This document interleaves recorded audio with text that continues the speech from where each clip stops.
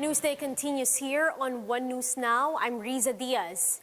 Health experts say the recent uptick of COVID-19 cases in Visayas and Mindanao are due to a combination of pandemic fatigue and lack of testing and tracing. In an interview with 1PH, Octa Research Group member Ranjit Rai said relaxed restrictions on residents' mobility in and out of the area is a factor in the increase of new cases. And when coupled with weak testing and tracing, this leads to outbreaks that may be hard to curb and ultimately a surge in COVID-19 cases. It's a plethora of factors. One is pandemic fatigue. People are not practicing and enforcing the minimum public health standards. Number two is also mobility of people within the province and outside. Testing and tracing is weak. Okay, these kinds of community outbreaks occur, and when these outbreaks are not surveilled very efficiently or effectively, they become surges. Meanwhile, Rai also maintained that the NCR Plus bubble is still not ready for modified general community quarantine or MGCQ, saying that any ease in restrictions must be slow and calibrated so that super spreader events may be prevented. I believe the status quo is important. We need to bring cases down furthermore. We need to sustain the gains of the last month or two of strict quarantine. While the trend is downward, and that's positive, the total number of cases per day is still above 1,000, 1,100 actually. And that's way above the pre-surge levels of 400 in the National Capital Region. A group of health workers is calling on the government to improve the country's vaccine rollout. Philippine Medical Association President Dr. Benito Atienza said that among the things that should be improved on the immunization campaign is the timing so that long lines would not form outside vaccination centers. Atienza also lamented that more and more people are now willing to get vaccinated, but vaccine supply is fast dwindling. Dumadami na yung gusto magpabakuna, lalo dito sa NCR.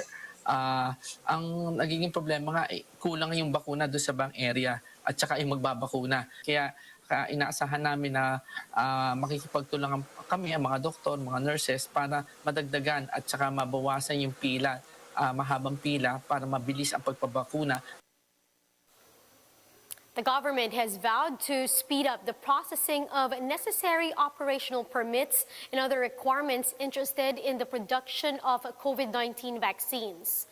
According to Anti-Red Tape Authority Director General Jeremiah Belica, this is so that the country may rely on its own supply after finding it hard to corner supplies from abroad.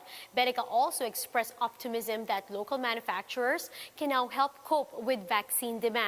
This after various government agencies signed an agreement that provides for the creation of a green lane to speed up the processing of requirements within 30 days. The government will also be providing incentives to those who will construct plants for vaccine production. The grant will be given to vaccines which already enjoy emergency use authorization and certifications from other countries.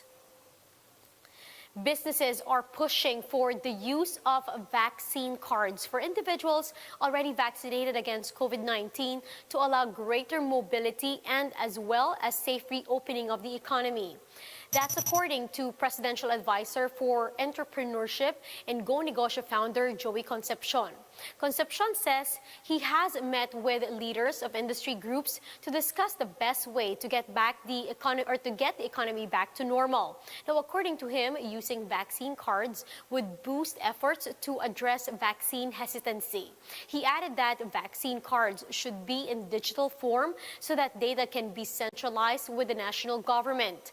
Concepcion also said digital cards would be forgery resistant and could be used as reference for future vaccinations against mutations or variants of COVID-19.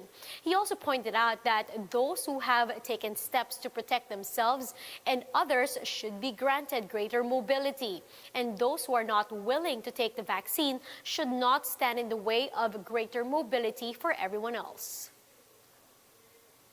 Another 35.5 million workers are expected to get vaccinated once the country's vaccine supply increases. The National Economic and Development Authority said that more Filipinos will get the jabs as with the inclusion of more workers in the A4 priority list. The expanded list now includes private sector workers, government employees, informal sector workers, self-employed individuals, and private household workers. Socio-Economic Planning Secretary Carl Chua said that the vaccination will help workers safeguard their families, our health gains, and economic recovery. Chua adds that it is important to accelerate the vaccination in the NCR Plus 8 area. Health Secretary Francisco Duque III expressed concerns over what he called vaccine complacency. Duque said those who have already received their jabs should continue to observe minimum health protocols. He stressed the fact that there is no evidence yet that COVID-19 vaccines can prevent an inoculated person from getting infected or passing the virus to others. The health chief reiterated that these vaccines are only proven to prevent severe COVID-19 infections, hospitalizations, and deaths. This means those fully protected from the virus may still catch COVID through any symptoms would be mild, although any symptoms would be mild. The League of Barangays in the Philippines are urging the government to exercise due process on the crackdown on barangay captains who failed to prevent mass gatherings in their areas. LBP President Eden Chua appealed to authorities to give their members a fair treatment. Despite this, Chua agreed that barangay chairmen found to be present in super spreader events should be arrested. President Duterte earlier issued a directive to the police to arrest quarantine violators as well as barangay captains who failed to prevent mass gatherings in their jurisdiction. The Philippine National Police assured the public that they will uphold the rights of people and a case must be filed first before making an arrest. Now, some countries may have already started to go back to normal, but that doesn't mean the pandemic is over. The WHO says it's still important to keep yourself safe both indoors and outdoors. Dr. Oliver Morgan explains how in this video.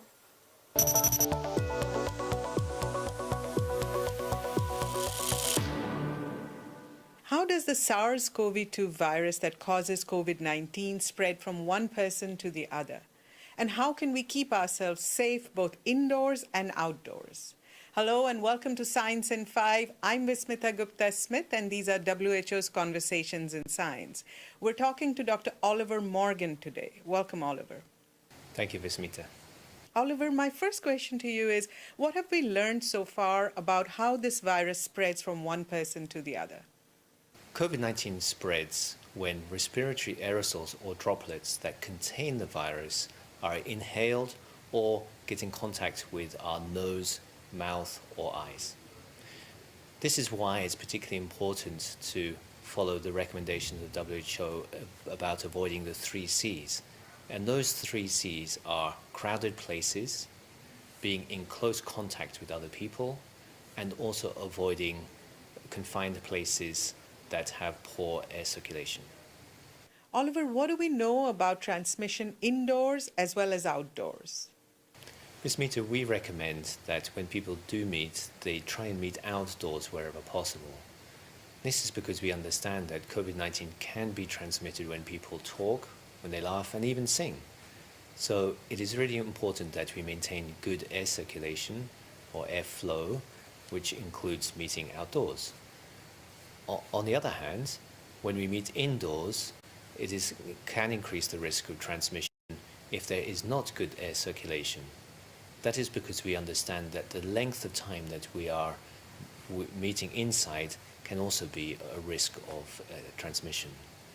In particular, we've seen that people who are in the same household can transmit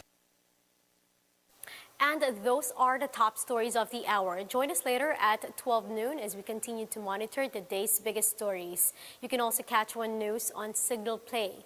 Register for a free account now at www.signalplay.com and stream One News live anytime, anywhere. I'm Riza Diaz. Mask on, wash hands, and stay safe, Philippines. We are One News.